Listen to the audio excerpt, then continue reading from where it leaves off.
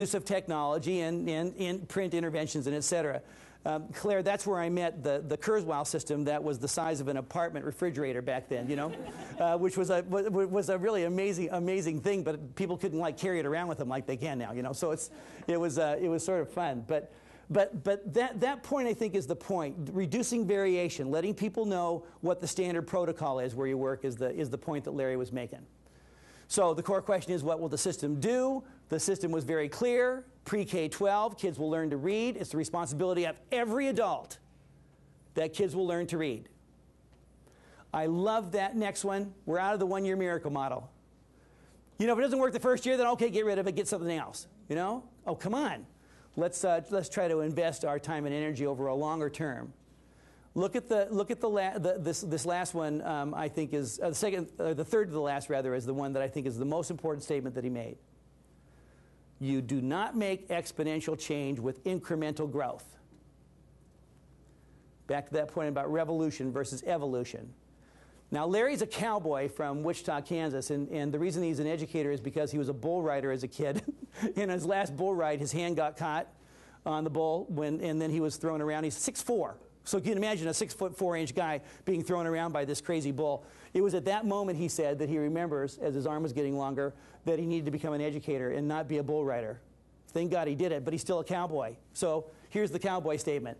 I didn't really think of this, so I started thinking about it, which is a great statement. Never start a change you can't support. That's the critical issue.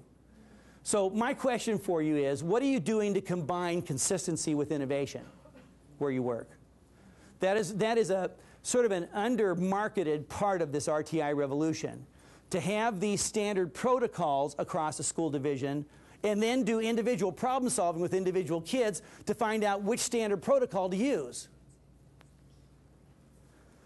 Because I'll tell you what I don't want to say as an advocate for citizens with learning disabilities, but I have to tell you this because it's research-based.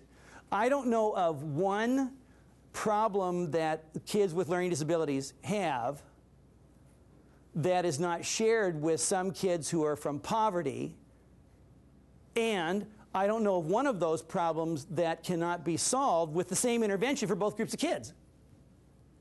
Because the interventions are being built based on the problem, not based on the ideology of the problem. Does that make sense? That's a real dilemma for some of us who have been involved with special ed for a long time. We don't want to admit that, but it's true. So how do you combine consistency with innovation? Just think about that, if you will. All right. Let's go on to secret number 5, transparency rules. So Fullen says it's not sufficient just to have a results orientation. You have to also learn the processes and practices to achieve those results. You know, that is a problem sometimes. You know, look, here's the result.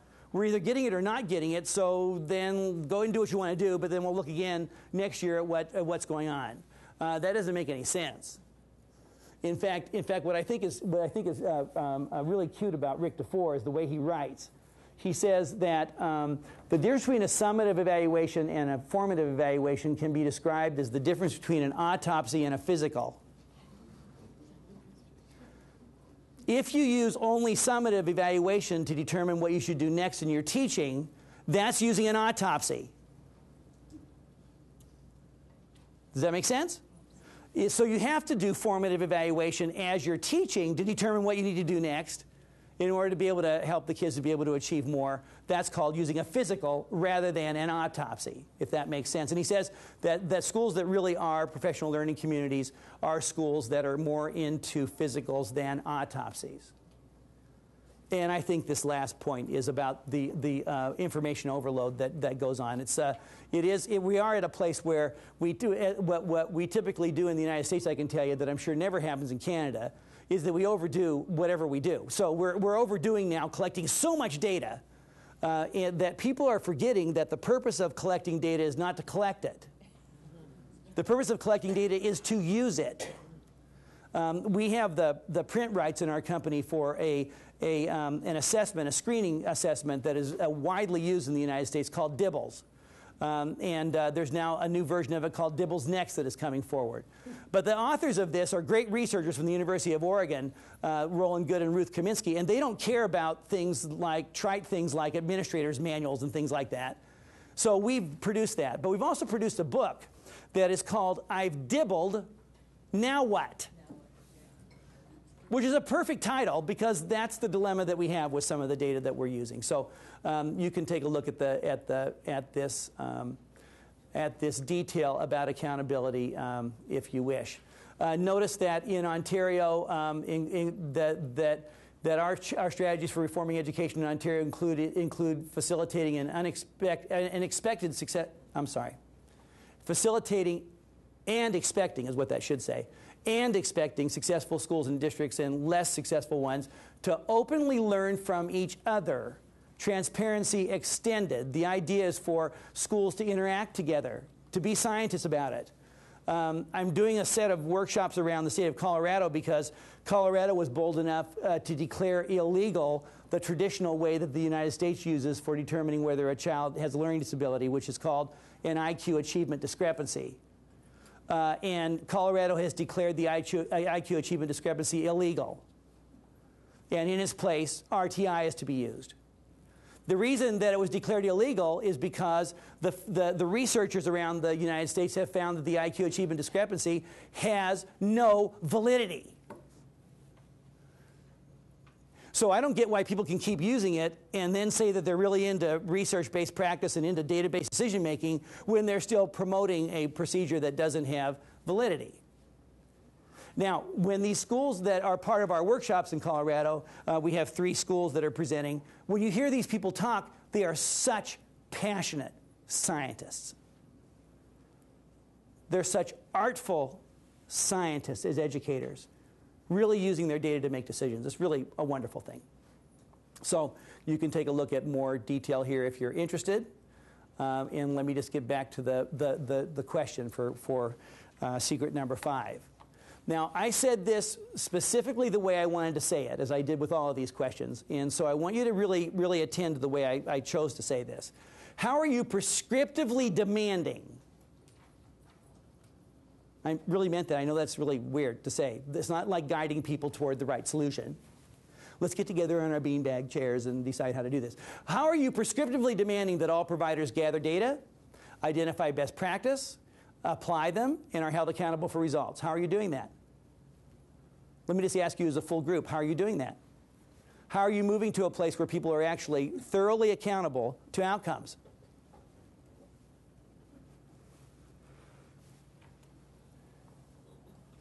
Are you doing that? I mean, it's very cool to talk about all this, and it's very cool to say we're sort of going to do it, but if you're not held accountable to the outcome, then like, so what? Isn't that the point? Now, here's the challenge. I want to really invite all of you to read Fullen's book, All Systems Go. Take a look at that book and really inhale it and make it your own at a DNA level. Because he says that having an incentive system for individual teachers that is based on student growth is not the right answer to this question if that is not embedded in building collective capacity and making working conditions better for teachers. Because in the end, what is it that really turns people on about working in a helping profession? Is it a little bit of extra money, because it's not going to be a lot? Is it a little bit of extra money? Or is it being in a place where you're building yourself and you're becoming more expert at dealing with a wider variety of kids, and you're enjoying your colleagues, and you're enjoying coming to work every day and meeting the challenge of what's going on? I will tell you this quick story about our daughter Kelly, the English teacher in an inner city high school, 45 minutes from their house. That wasn't a problem until 8 years ago when her husband became blind, 100% blind, because of a stroke. So they live in one district, she works in another, 45 minutes away. They had 2 little kids, and there's her blind husband. I said, Kelly, I know the curriculum director in the school district where you live. I've talked to the curriculum director. She can get you a job in one of these suburban high schools that are real close to where you guys live. So then you don't have to drive 45 minutes. You can drive 5 minutes and get to your high school and teach English. She said, Steve, that's really nice, but who's going to take care of my babies at my school? Those kids need great teachers, and I'm one of them. I wouldn't think of leaving my high school. She's one of my heroes because of that. I got my wallet out and said, can I pay for your gas? I mean, like anything you want, I'll do for you, you know? But that's really the point. You know, Kelly's at a place where she gets this point about what she's trying to accomplish. All right. Let's get on to the very last part of this, and that would be secret number 6, systems learn. So I've told you about this already, that systems learn whether you want them to or not. But this idea of approaching complexity with a combination of humility and faith, that effectiveness can be maximized under the circumstances, is really what we're trying to do here. What you want to be sure is true is that in this last secret, that you are people who are expert leaders who know what they're doing, and they also are people who aren't too sure of themselves. So you want to give off the impression that you're confident about the idea of full-blown systems change, and you also are very nervous about exactly what the parts are within that full-blown systems change. And to make yourself a little bit less nervous, rather than just drinking a lot of wine or scotch, you're also going to make your decisions based on data. And you're going to keep making the decisions and prove that you are making your decisions on data. And you're not going to get caught in making decisions based on your tradition, on your conditioned paradigm from your pre-service training. That really is the point of the 6th secret. So you can take a look at what is said here and see what you think. Let me get to the end of this.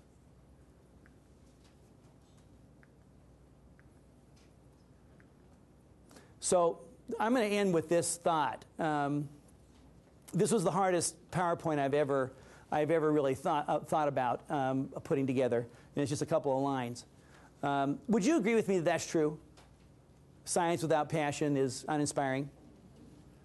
In fact, Dee Allen, who's the special ed curriculum director for the Pittsburgh School District in Pennsylvania in the U.S., said to me, Steve, you're really right about talking about the science and art of teaching, but there's another part of teaching that can't be taught. And maybe this should be the screen to see who should become a teacher. It's called the heart of teaching. If people don't have the heart of teaching or the heart for teaching, then they shouldn't become teachers. But then they should recognize that they can be taught the science and the art of teaching. Does that make sense, what she's saying? But science without passion is uninspiring. This next sentence was the one that I was trying to be respectful, but I was trying to be straightforward. Passion without science is self-centered.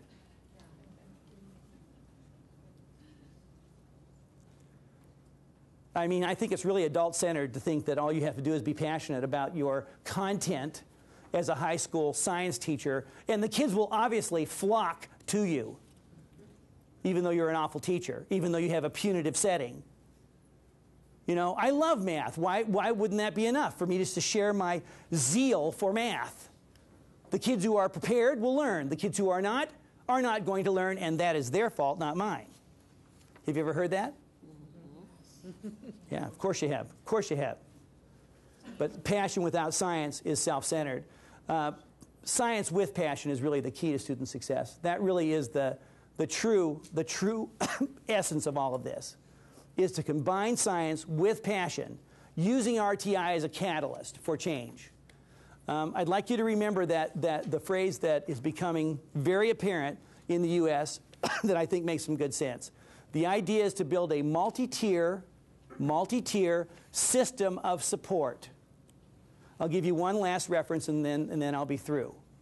The state of Kansas has done the best job of organizing all of this across a whole state. And so I think that has relevance for Canada in terms of provincial work as well as work within your school division. If you go to Kansas, Kansas, MTSS.org,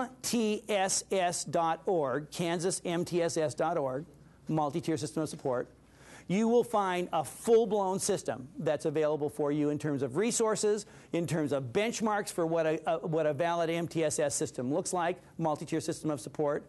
It is really a full-blown resource for you. I'm really proud of that school district called Wichita in terms of what they're doing. They were about to be taken over by the state, and now they're beginning to reap the benefits of systemically dealing with the needs of their kids using science and art pre-K-12 at the same time, jumping into the pool and going for it. I'll end with what Tom Peters said a while ago.